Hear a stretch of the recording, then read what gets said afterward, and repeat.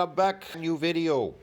Somebody on my channel asked me to do a reaction video to this guy called Roger C. Because I talked about him in a previous video, and he asked me, he goes, "Is this the guy you're talking about?" Wow, it's amazing that you actually this person actually figured it out in my video. That's the guy I'm talking about. Yes. So I gotta do a reaction video to this guy, Roger C. Budowski. Roger C. says the only forearm exercise you need. So his channel is Roger C. Dot. Wrist flexions, also known as cupping and arm wrestling, are the best forearm exercises that exist in terms of gaining size. The best form for gaining size. The majority of his exercises are concentric. There's no eccentric exercises.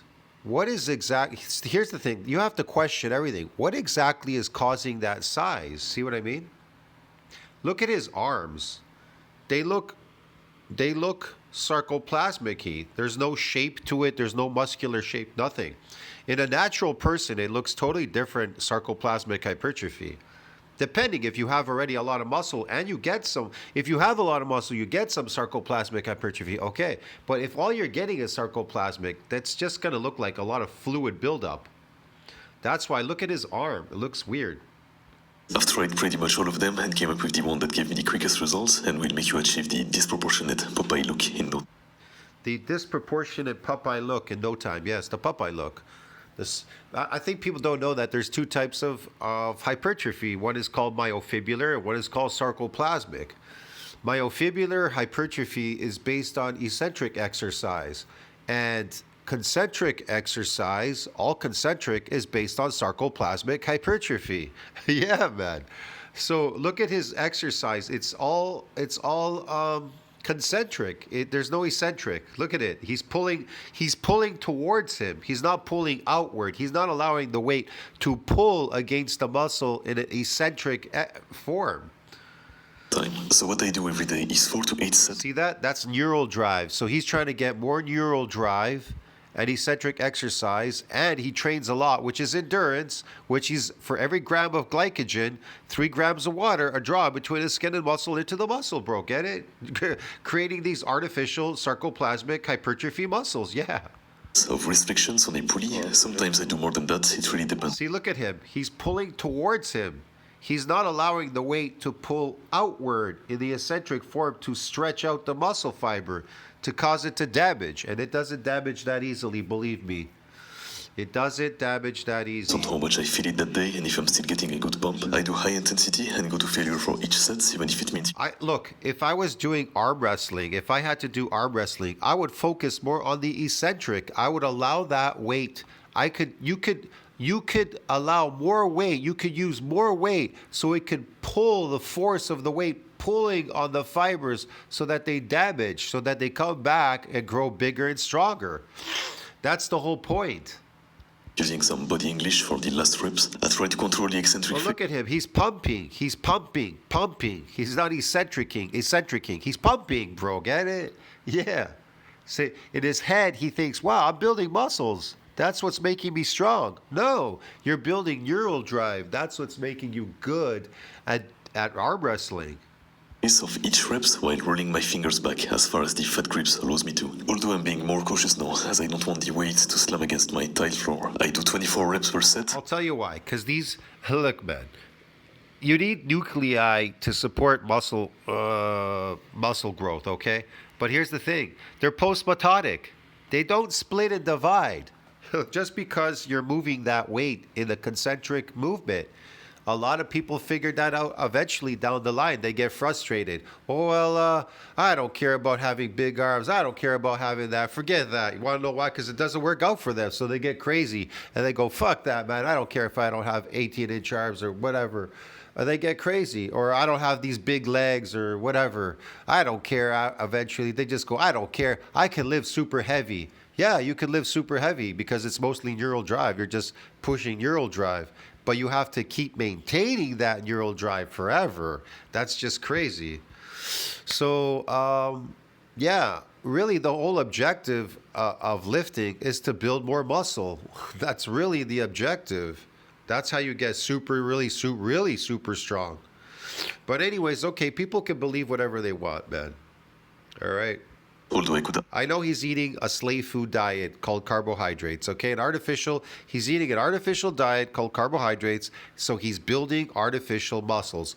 Because if you were to do any of these exercises that he's doing and you don't eat carbohydrates, he's not gonna have any of that size. Neither will you. Get it? Yeah, man. I'm not kidding, bro. add more weight and reduce the amount of reps, but wider rep ranges also I'm not saying it doesn't look intimidating to have that size. I have a video, the first video that plays on my channel. The very ending that I'm posing in that video against those two goofballs, that's like, I think, 5 weeks or 4 weeks coming in once a week and doing sarcoplasmic hypertrophy. I gained 20 pounds, bro. So I look massive. Yeah. One guy says, oh, you would look amazing if you were cut there. Cut? Why would I cut? If I was to cut, all the sarcoplasmic shit would go away. well for forearms. I recommend using some kind of thick grips as it will target the biggest part of the forearms much more, which are the flexor muscles. I'm using the golden grip ones, the link will be in the description, but if you don't want to buy thick handles, you can wrap a towel around your normal D handle, or just buy a Yeah. set of thick grips, which are much cheaper. If you don't have any pulley at home, I gotcha. You can just use one of the See how he pulls towards him? He doesn't allow the weight to pull him out. There's no eccentric. This is all concentric. He's just pumping. Set it up slightly above your shoulders, lean back a bit and start cupping inwards. I see some people cupping towards their biceps, but doing this. See? This is, like I said, like Jason Blaha does, all concentric exercises. There's no eccentric. And then people wonder, some guys wonder why they're not growing. Some guys are eating lots of carbohydrates. They are growing through the sarcoplasm. A bunch of crazy shit, man. Will highly diminish the range of motion your wrist can go through and make the exercise less efficient. What you should do instead is cupping towards your other arm. Yes, this increases neural drive and androgen receptors for maximal force production. Yeah, that's all this really is doing. You can see that I'm not only using my forearms on this exercise, but Look how smooth this kid is. This is sarcoplasmic. You can tell. He's got some weight on him because he can't stop eating carbs. with my back also. And you don't have to do it, it depends on your goals. I'm just trying to get better at arm wrestling, so building the connections between cupping and pulling is great for that. If you want more of a strict movement, you can lock your elbow against your body and only do the wrist. A lot of arm wrestlers, they get injured. Their arms get injured, a broken arm, or they tear muscles in there because they didn't build any muscles, bro. Get it? They didn't build anything. They just built neural drive. Flexion. Again, 4 sets of 12 is good. You can do more than that, even do it at the end of every gym session, as forearms respond really well to volume. And for the anecdote, right after those clips were recorded, a group of guys I knew came up to me and started asking me how I developed my forearms. I told them about this exercise and how well it worked. Then they started. Yeah. How did I develop my forearm? I did this exercise. That's what developed it. That's not what developed it. He ate a lot of carbohydrates. I can guarantee you guys, if you eat complex carbohydrates like potatoes, eat lots and lots and lots of them, and do what he's doing. Come in every single day, 40 days in a row, whatever, pumping and pumping and pumping this shit. Your forearms are going to blow up like a steroid person. I guarantee you. I swear it on my life. Touching them and freaked out at how hard they were. And exactly 3 days after that, one of the guys came up to me and started thanking me, telling me how great this exercise was, how much he was feeling it, and that he was doing it every day. Well, that was a good one right there because he let it go all the way down a bit. That was a little bit. There was some eccentric there. So this goes. But here's the thing. I'm gonna show some more stuff about this guy. Just a second. I'll sub to this guy because I never subbed to him last time. So the difference between concentric and eccentric, here's eccentric exercise. Eccentric induced muscle damage and adaptation. That's how if you want an adaptation through eccentric exercise, you want to do this? So muscle damage is eccentric exercise. That's what they're trying to explain to you. Notice here, they don't say anything at the top about eccentric. They say exercise induced muscle damage and adaptation. Well, what causes it? Right there. It says right there, eccentric exercise. Get it? They don't associate muscle damage with a fucking concentric exercise, okay? Anyways, one of the major things that cause this damage is a novel, unaccustomed exercise has been shown to result in temporary repairable skeletal muscle damage. Did he do unaccustomed exercise, or is he accustomed to doing his exercise? He's accustomed to doing them. So he's adapted. He's adapted to his exercises. So listen to this. After exhaustive endurance exercise, muscle damage can be produced by metabolic disturbances associated with ischemia. Extensive disruption of muscle fibers also occurs after relatively short term eccentric exercise where high mechanical forces are generated. High mechanical forces, eccentric, not concentric. Biopsies taken after repetitive eccentric muscle actions have revealed broadening, streaming, and at times total disruption of Z discs. Muscles that develop active tension eccentrically also become sore, loose, inherent, force-producing capability, and show a marked release of muscle proteins into the circulation. Yeah, those would be the dead cells. That's the circulation in the blood there, these proteins. Because creatine kinase is found almost exclusively in muscle tissue, it is the most common plasma marker of muscle damage. It is, yeah. Despite the universal use of CK and the marker of several... Anyways, I don't want to go through this whole shit, bro. Let me see what else they talk about here. Hold on. Free radicals, energy. Okay, we don't need that. Physical conditioning results in an adaptation such that all indicators, listen to what they say. Physical conditioning results in an adaptation such that all indicators of damage are reduced following repeated bouts of exercise. See that? Recently, investigators have suggested that the prophylactic effect of training may be due to performance of a single initial exercise bout. It's protected, let's just put it that way. Following a second bout of exercise for 1 to 6 weeks after the first bout, there is a reduction in morphological alterations. Yes, there is a reduction. I'm not saying that everybody usually coming to the gym the first time, they're all getting that, a morphological alteration. See that? And performance decrements and a profoundly reduced elevation of plasma CK levels, which is a reduced in CK levels means that there's no more damage. Get it, broski? So several hypotheses has been presented to explain the repeated bout effect training effect. Explain that repeated bout or rapid training effect. I already know what it is. It's going to tell you here at the bottom why.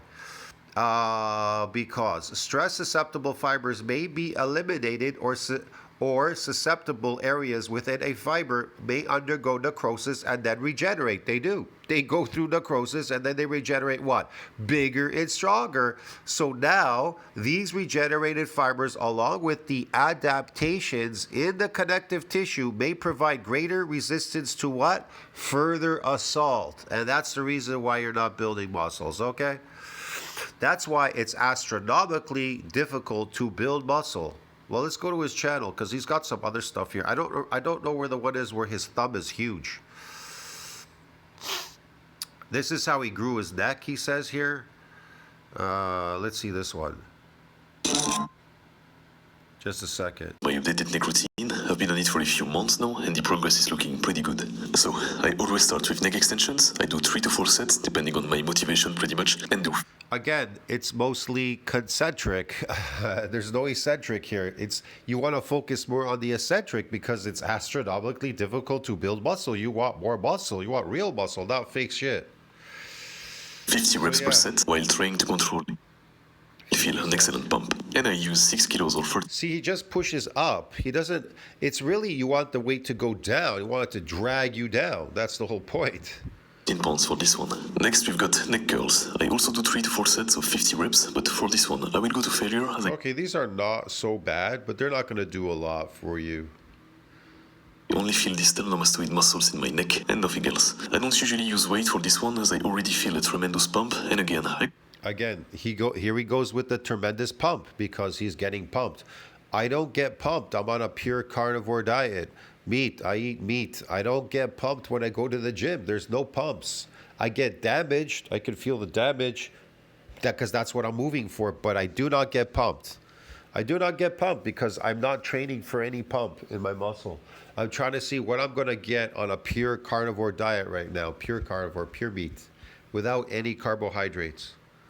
Control each reps to really feel a painful burn. Sometimes the pump gets so bad, it feels uncomfortable to swallow, but it goes away in a few. Yeah, the pump gets so bad, it's hard to swallow, boo, whatever, because you're getting all pumped up because that's the inflammation and you're getting glycogen. For every gram of glycogen, 3 grams of water, draw between skin and muscle into the muscle, broski. Yeah.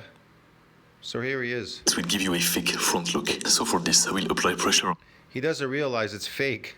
on one side of my head for 30. A lot of people don't even know what sarcoplasmic hypertrophy is. They don't really care. They just think, I lift a weight and I build a muscle.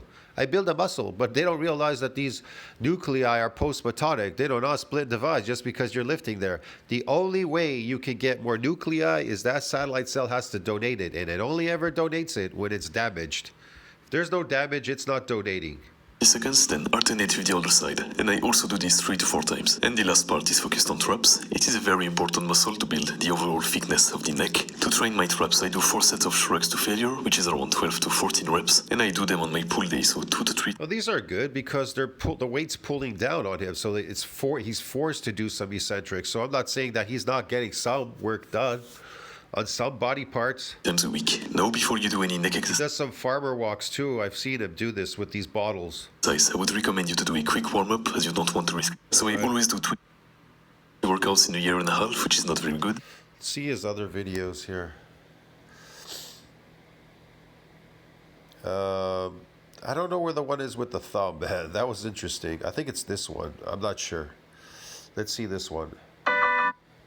So I manage all of my routines in a week, whether it's cupping, pronation and rising, hand training, my push-pull legs, and so on. So we're gonna start a fresh week and place all of those training methods in different Again, see, they're all concentric exercises. days to make sure we're giving enough rest to each muscle I call this pump training. This is pump training, bro. and to failure. Right after that, I will go record a few sets of pronation and rising to See this? post as short-form content. On Tuesday, I will do my pull session, and because of that, I won't do any cupping at all. I do 3 sets of neck curls, 3 sets of neck flexions, and 3 30-second static holds. Here's the thumb stuff. The full week program, you're probably wondering where the hand training went, and to be honest, you can train them whenever you want. Just like forearms, they contain muscles that can handle a lot of volume. A lot of squeezing there and stuff. A lot of pumping more of the stuff into her. Your hand can get big through the sarcoplasm too. And that could be intimidating to other people. I don't know, because they're like, oh, look at this big hand. But they don't realize it's not real. There's no real muscle in there. You know what I mean? But whatever. So if you have time for focusing on your thumb muscles, I'd say you should train them after your pronation and rising sets, as those two will already pump your hands. I have a large variety of exercises for my thumbs, but lately I've been using this cool machine called the Thumb War and this rubber egg. Yeah, these are pretty good actually for thumbs. If you would focus more on the eccentric, yeah. When training my thumbs, I range from 4 to 6 sets to failure, so with the rubber egg it will be around 50. I suggest if you guys want to have big hands like him and look big like him, big and puffy, eat a lot of carbohydrates and do a lot of exercises like he's doing, day in and day out, day in and day out. Reps, as it's pretty simple, but will really start to pump your thumb bad at the end of the set. And for this machine, around 20. Yeah, it pumps your thumb badly.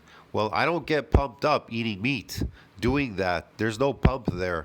I could keep going for a long period of time doing that. Nothing's gonna happen. Reps with full range of motion. If you don't have any of those tools, pronation will give you excellent results as well, as the thumb is under constant stress, and even more if you do a slight thumb flexion as you drive up.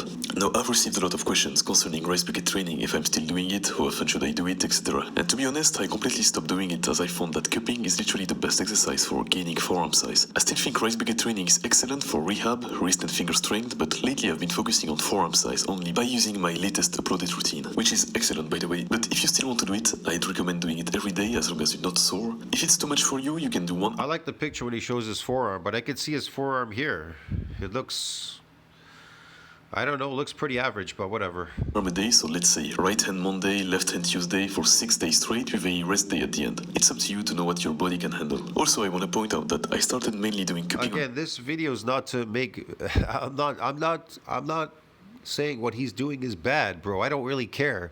He wants to arm wrestle. He's just doing what he's doing. I'm making a reaction to this video. I'm just giving my opinion and some scientific stuff, okay, based on what he's doing. If you don't believe me, look it up yourself. Sarcoplasmic hypertrophy, type of artificial muscle growth, okay? It's just fluid. It's just glycogen building up in the muscle. That's all. It's an energy source. And you get inflammation if you do repetitive exercises, you're going to inflame your muscles. They inflame, water builds up in the cells. That's what it is. You're carrying inflammation, a bunch of stuff. A pulley, as I found that it targeted the inner part of the forearm much. And I'm not saying, is he getting good at wrestling? Yeah, of course, because he's building neural drive and these androgen receptors for force production, motor units. He's recruiting more motor units, yada, yada, yada, yada. You get the picture, man. So yeah, what is he doing? What he's doing, is it bad? No, absolutely not. He can do whatever the heck he wants to do. I'm just pointing out what he's getting. More than doing it with a dumbbell. And as for pronation, I sometimes use this tool to target more of the pronator and less of the hand growth. But that will see, it's all concentric. There's no eccentric work here at all whatsoever. Be it for this video. If you want my full push-pull legs program, it's so how could you get morphological architectural changes? How could you get an adaptation? How can you get a muscular adaptation without doing any eccentric work? See what I mean? Like it's said in there. But whatever, man. I don't know. People can believe whatever they want. My fitness and self-improvement community down below. I think what he's doing, it's great. I don't know what to tell you, man. He had another one here with the thumb. It was pretty good. I don't remember which one it was. Maybe it's this one here. Balloon thumbs. Here it is. This one's interesting. I received a lot of comments asking me how I grew my thumbs, and in this video I'll show you all the lifts that got me there. I started my journey with pronation and rising, as many of you know, and it gave me decent results that you can replicate. Normally pronation doesn't give you much thumb growth, but by focusing on moving the thumb as you drive up, you will feel it burn. I do a slight pronation motion, as I don't feel my thumb as much if I keep my arm still. I do it for 40 to 60 reps depending on the weight I'm using. No need to go heavy, just focus on the movement, or use no weight at all but just a resistance band. This is what I prefer, as it is more flexible and allows the thumb to go through more range of motion without creating friction with your skin as a judo belt would do.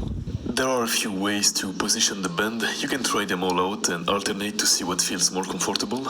Although I would recommend the ones that touches your wrist, as it will cause little to no strain on it while providing more stability. Yeah, these are great. Yeah, okay. Sand bucket. I knew a lot of people doing this back in the day. The rise, and second, a more difficult one, thumb to pinky. Try to focus on doing most of the movement with your thumbs, as your fingers may take the lead at some point. Again, it's more squeezing motions like concentric. There's no eccentric here.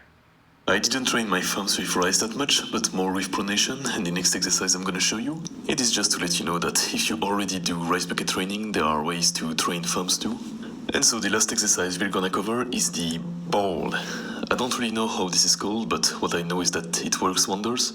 I like to use it whenever throughout the day because it pumps the thumb so bad. I go to failure with it as many times as I want. I probably never do less than 4 sets of around 60 reps. You can either pinch it with the tip of your thumb or use the whole surface of your thumb to do so. I feel like it's good to alternate to develop different kinds of strength. I put a link to it in the description, but if you... Again, it's a concentric movement. There's no eccentric. The thumb is not being pulled back and stretched. Ready to grow thumbs so stiff you can't even send the message anymore, I'd recommend. Yeah, because it's so filled with it's so filled with glycogen in there. Of course, you can't look at it. It's all puffy. It's so puffy. That's why you can't move it. If it was real myofibrillar growth and it got big like that, you'd be able to move your thumbs easily. But it's filled with this glycogen, this crap in there, garbage, the artificial food that you're eating, carbs. You to try those. Before it ends, I have one last tip that could save you some thumb gains. You will want to pay attention to not use. Yeah, I know, and I think he arm wrestled with some people, and they were like, "Oh, these big hands." Cause I went through his videos. If you want, you can check out his channel. I don't know. I think this one was good too. Frame cell. Let me see what he says here. Hold on. I think I saw this one before too. This is interesting. A masculine frame, right? How to build a masculine frame. Okay, yeah. On how I built a large frame that got me a lot of attention and compliments throughout. Yes, they got him a large compliments. How he built a large frame. I'm gonna tell you how to build it. Eat a lot of complex carbohydrates. Eat an artificial diet. You're gonna build that. You're gonna build that artificial frame. The frame that he built there. Get it, dude? Yeah. My life. I'm gonna do some assuming here. You're a young man who wants to look strong or be physically attractive to women. That's very sarcoplasmic. He says he gets women and everything like this. He says it's not based on looks on his face. He says the women, they came and they're giving him sex and a bunch of stuff. But let's be honest, you most likely want both. So I'm gonna go through the hierarchy of attractive muscles according to my experience when it comes to being both of. I love this. Attractive muscles. Really are attractive to muscular bodies, but they're not attractive to big puffy muscles, that's for sure. Those, starting from number one, the back. This muscle group is probably the one that got me the most praises next to my arms. I remember many instances where I was done having sex, sitting on the edge of the bed, where the girls would just start to randomly compliment, caress me, or even take pictures without me asking, like this one, just because of how much they liked it, I guess. Having a wide back makes you look huge from any angle, regardless of how. They liked his back. They took pictures of him. They thought it was sexy. Okay. He looks really white. He has a farmer's tan on his arms. It looks weird. Much clothes you have on, especially as you start developing thickness. Plus, it will add on to that V-taper. Number two, the arms. This part of I don't see him as looking very attractive. I don't know what women are finding him attractive. They must be really ugly or something, or he's paying for them. They're from the gutter. my body is the one But that got okay, me the most whatever, man. attention throughout my life, as they were really developed as a kid. Your arms are always visible, especially if you're a person like me that is Yeah, your arms are always visible. You want big arms because that's what people see all the time. For sure. constantly hot and goes through all weathers with a shirt only. I think the biceps are much more important than the triceps for the looks of your arms. So of course, look at him here. He looks very average here. Look at his face. He looked pretty to you, like he's getting girls. So he pumped up the sarcoplasm in his muscles, and then he goes, "Look, I'm getting sex with girls because they like the way I look." Okay, but the face hasn't changed though. biceps make up the most part of your arm size, but the biceps are the show-off muscle that always impresses people when asked to be flexed, especially as you develop. Yeah, you're not looking like Arnold, dude. And Arnold's on steroids. Unless you want to look like Arnold, better take steroids. Veins on it. The forearms are also a particularly important muscle group when it comes to looking strong, as they represent hard work. You can see on this old pic of me that Yeah, I wouldn't disagree. Definitely forearms. They make you look powerful. But you look really puffy, man. That's sarcoplasmic, bro. That's sarcoplasmic. I lacked forearm thickness. Your training is sarcoplasmic training too. High volume and a concentric work. High volume concentric work and eating artificial diet called carbs. It made my physique look thin and weak. I've already uploaded many guides on how to train them if you want to get into serious forearm training methods. Number 3, neck and traps. Having a thick neck is a sign of high testosterone and will make you look less like a little boy. Your neck will most likely always be Wow, you think that this exercise has changed his face, made him look more attractive to women? What? That's a face only a mom could love for sure. exposed no matter what type of clothing you wear, and the upper traps will add that thick upper body look while making the base of your neck look bigger. A quick tip that I didn't include in my neck training video: you must train sides. It will. Okay, that right there is considered eccentric exercise because you're causing multiple stretches to the fibers, to the neck fiber, to grow some myofibular growth. Yes, okay. But if you're doing it every day, it's already after the second time. If you come back and do it right away, it's adapted. So there's no more growth anymore. You're just pumping, really.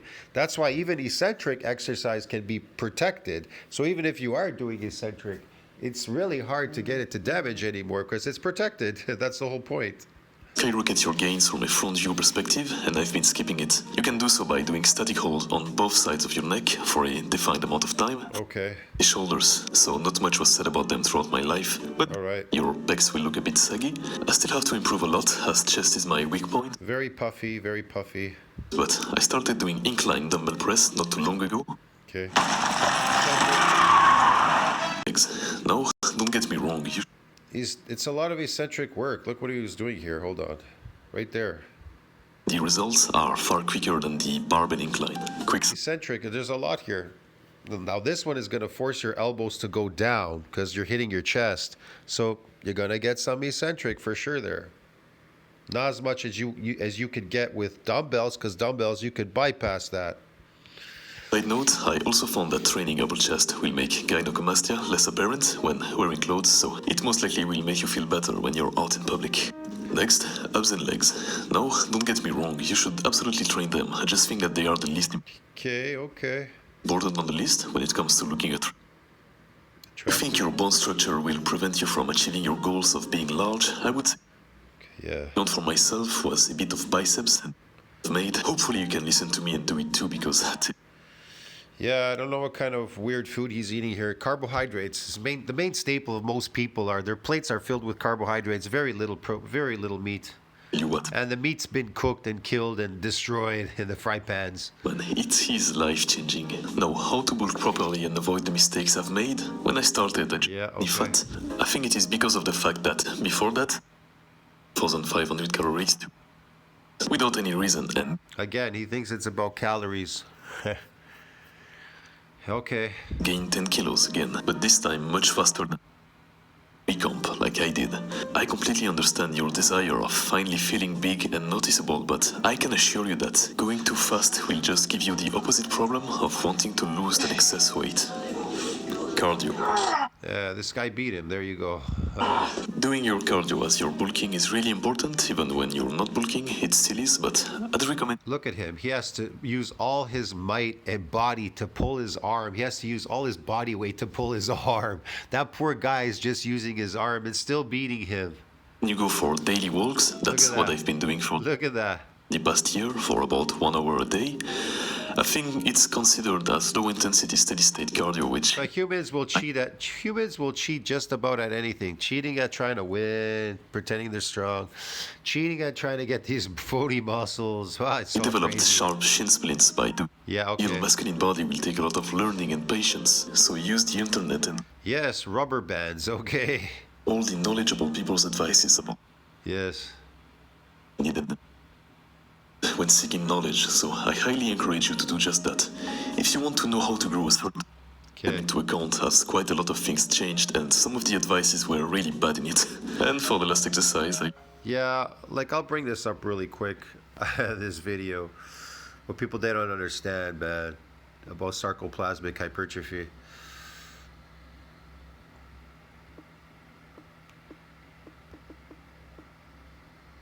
So when these people are adapted in their training, like these guys here, muscle fiber hypertrophy response to 6 weeks of high volume resistance training. That's what he's doing, coming in every day. In trained young men is largely attributed to what? Sarcoplasmic hypertrophy. It is a thing. You hypertrophy through what? The sarcoplasm, which is glycogen, and which is a type of artificial muscle growth.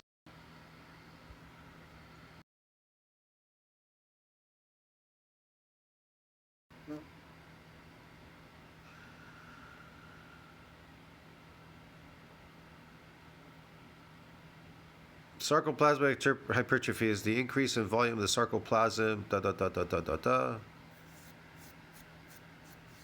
So hold on a second.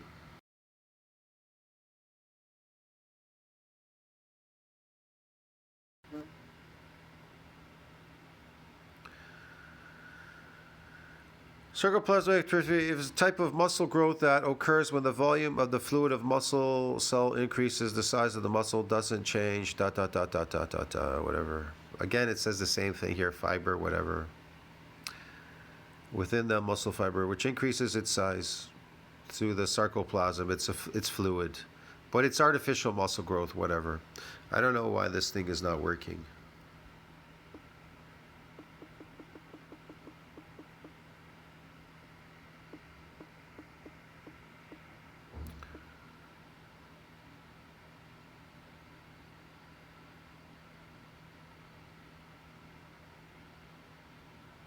But whatever. Anyways, it's not coming up. It's artificial muscle growth. You get the point. I don't know what else to say there, man. I'll see you in the next video. Tell me what you think about that.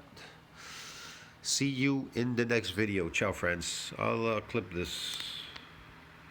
I'll use this picture, I guess. See you in the next one. Ciao, friends. That was, I would say that was interesting, yes. You go check out his channel, Roger C.